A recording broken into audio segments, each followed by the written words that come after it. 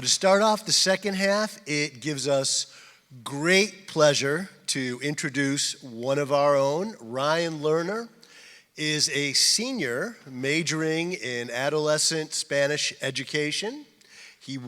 Okay, applause.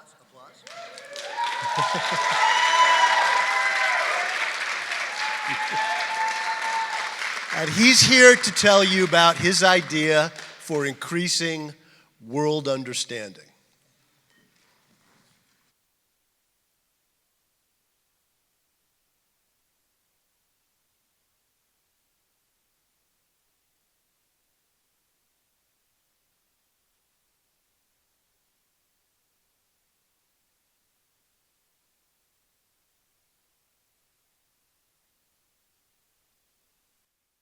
All right. Oh, that's so much better. All right. Hello, everyone. So, as a modern languages student, I've always been fascinated by the connotations of words. In the summer of 2021, I told my grandfather, the professor, that I too was going to be an educator just like him. At my high school graduation, he gave me his copy of the College Oxford English Dictionary. And it's so comically large that I wanted to bring it here and share with you all tonight. This is the compact edition, by the way. This is not, it's really heavy. Anyway, I thought it'd be a great opportunity to utilize this book tonight as we're talking about a very important theme, reclamation. So, behind me is a picture of me with the professor, my grandfather, at my high school graduation in June 2021, moments after he had given me the book. I opened this book and flipped to page 2035, and I found the definition of the word. And the Oxford English Dictionary defines the word as the action of calling or bringing back from wrongdoing. Now, we may have seen or have heard this word used synonymously with different groups. For example, the indigenous people of the Americas have had difficulty trying to reclaim land that once belonged to them. In today's world, we see war and conflict spiraling out because there are different groups of people who are trying to reclaim the land each state belongs to them. Over the past few years, I found that I can use my language skills to reclaim the hope of inclusivity, to reclaim the hope of bringing two different worlds together through meaningful conversation, to reclaim the hope of never forgetting one's identity, and to reclaim the hope of making sure no one ever feels alone simply because of a language barrier. I'm here in front of you all tonight to talk about a very important way that we as a people can reclaim our hope in humanity through language. And that, I believe, arguably the most important way is through teaching. Raise your hand if you have had a teacher, maybe multiple teachers in your life that have greatly impacted you in some way. Oh, this is awesome. There's so many people. That's awesome.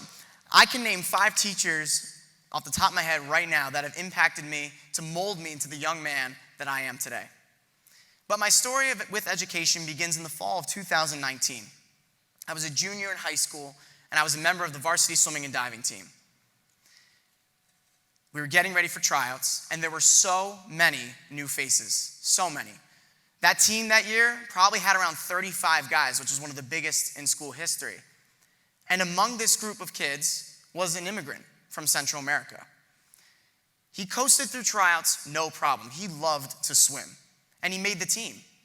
That following week, our first week of official practices began, and he did a fantastic job. He showed his new teammates and his new coaches that he would be a significant contributor to a team in the hunt for a Section 9 championship title for the first time in school history. The end of the week rolls around, and it's Saturday practice, 6 a.m. to 8 a.m. I hated getting up then. I hate getting up now, but we did it. And it was a really, really good practice. I remember it vividly. Our coach was so pleased with us, he called us all into a huddle and had the captains break it down for us. Wizards on 3. 1, 2, 3. Wizards. Little did I know, little did anybody else know, that individual from Central America had quit the team shortly after. That Monday, we went back to school and we had practice at 2:30 sharp, but for some of us, it started a little later. He called myself and a few other teammates of mine into his office to discuss the reason as to why that individual from Central America had quit the team. He simply put it, he could not communicate in English.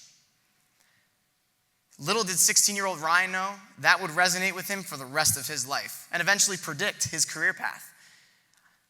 I felt stuck in that moment. I've always been a people pleaser, a helper. How can I help? When can I help? I want to help you, but I couldn't.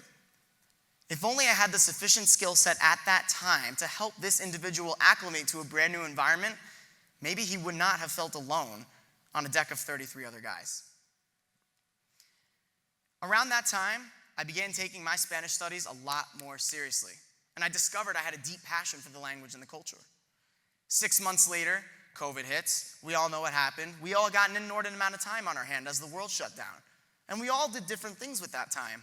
For me, I bettered my knowledge of the Spanish language and the culture, and 6 months later, in the fall of 2020, I found myself to be conversationally proficient and was conversing with native speakers in my community. Around that time, it had marked 1 year since my former teammate from Central America quit because of a language barrier. And interestingly enough, I was presented with a very unique opportunity. I was asked by a local K-5 school district's newcomer program to translate social emotional learning books to be allocated out to teachers and their students, just like the one behind me. So I grabbed my iPhone 11, I bought a green screen on Amazon for like $20. I made this terrible makeshift studio. I wish I had a picture of it, it's so awesome. My brand new puppy, Franny, was barking up a storm upstairs. She loves the attention. My parents are both educators. They were working upstairs too. And I pumped out about 12 of these social emotional learning books to be allocated out to teachers, students, and their families. I got so many responses back. Ryan, I love this. When can you do it again? Ryan, can you please do it again? It made the class so much more engaging. Ryan, my students' faces were lit up the entire time because someone was reading to them in their native language. Boy, did I feel good. I felt really, really good. I was riding high after those. And the reason why is because I had created a meaningful product to give back to the community in which I lived. And that's the first way that teachers can help reclaim hope and humanity through language. By creating materials, meaningful products that can be used not only in the classroom for a lesson activity, but can also be used in the community in which they serve. This leads me to my second point of how teachers can help reclaim hope and humanity through language. We need to promote conversational proficiency. Now, I'm a student in the teacher preparation program, and I'm required to have a certain amount of in-class observation hours, and I've been placed at schools all over New York State. And I want to share with you one story in particular from one particular school. It was a Spanish 3 class, predominantly 9th grade students with about 2.5 years or so of language instruction under their belts. And the teacher gave the following lesson. Here's how it went. All right, class, today you are all going to pretend you are a famous Spanish celebrity. And you're going to hop in your fancy car and you're going to head downtown to McDonald's. And you're going to get in the drive-thru lane and you're going to order your favorite meals. Here's the dialogue.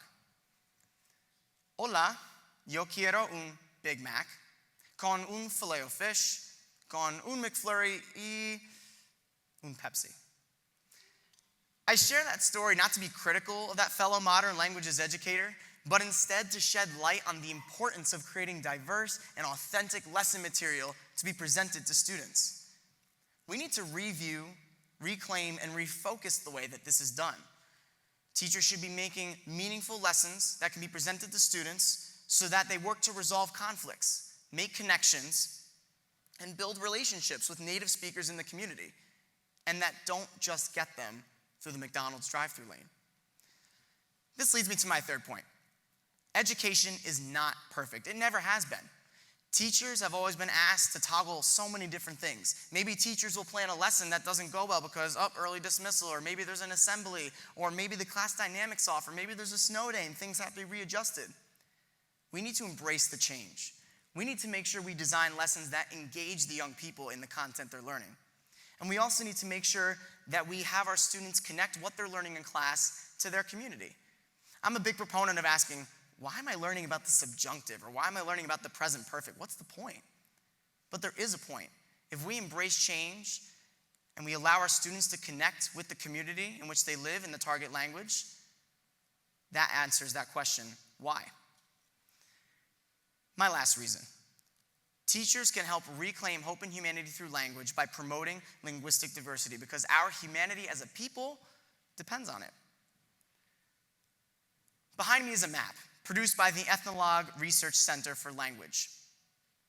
There are over 8,000 languages spoken, signed, or written all over the world that are active today. And there are a ton of red dots up there. And each one of those red dots represents an endangered language, which means they could be extinct within our lifetime.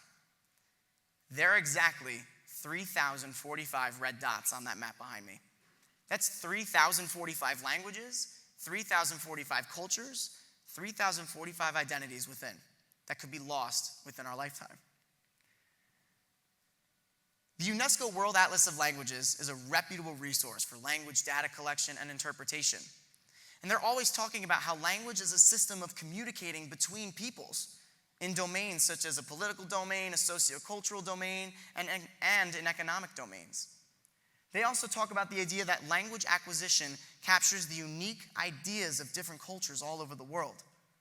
And in order to reclaim our humanity, our collective efforts begin by fostering that conversational proficiency and promoting linguistic diversity worldwide.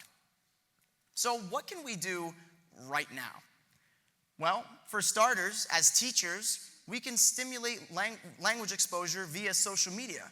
Our students need to see that these foreign, minority, and indigenous language groups all over the world are active, real, and happening all around us. If we show our students, if we embrace the change of utilizing something such as social media in the classroom, this can be achieved.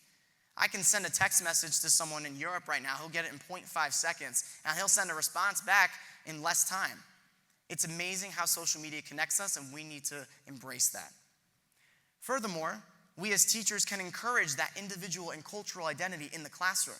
We can have our students engage with the older generation of foreign, indigenous, or minority language groups and the speakers that make them up so they can work and exchange knowledge and share curiosities with one another.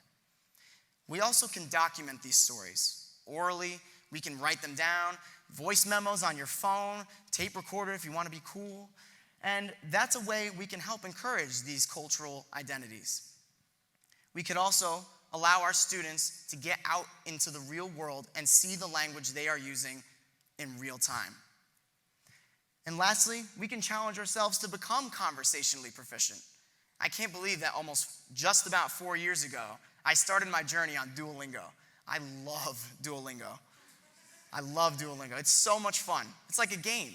It's very, very, very accessible on your mobile phone and your computer. It's also time efficient too. Maybe you only have 5 to 10 minutes a day in your life. We're all busy. But it's a great start to step into the world of language learning. You could also choose a language that has meaning to you. My mom has been learning Swedish for over a year now because Swedish has meaning to her. I have a friend who's been learning Korean because Korean means a lot to her. You may not be a high-use language such as Spanish or Arabic or Chinese. In the area where I'm from, those are high-use languages, meaning they're all around me. But instead, you learn a language that means something to you, you are protecting linguistic diversity. There's one last thing I want to share. We talked about the word reclamation and how this compact dictionary defines the word. But I also took the opportunity to look up the word hope. And there are dozens of definitions. I had to flip pages to find all these definitions. But there's one in particular that stands out to me, and it's the following. Hope is a person, in this case a teacher, that gives hope or promise for the future. I'm so grateful to be up here talking in front of you tonight. And if there's one thing that I want you all to take away from this, is I want you all to leave here and extend kindness. It sounds really simple, but it really truly means a lot. Pause for a second. Maybe you're walking to class, maybe you're walking into your job, whatever it may be, pause and look around and see who's near you. We all have a different origin story. I made an assumption back in the fall of 2019 when that immigrant from Central America quit the team because of a language barrier. I made an assumption that he was okay when he actually wasn't. And now, as a future teacher, I'm ready to embrace being a part of the next generation of education. And I'm ready to make sure that no one on my watch will ever feel alone simply because of a language barrier, alone on a deck of 33 other boys. Thank you.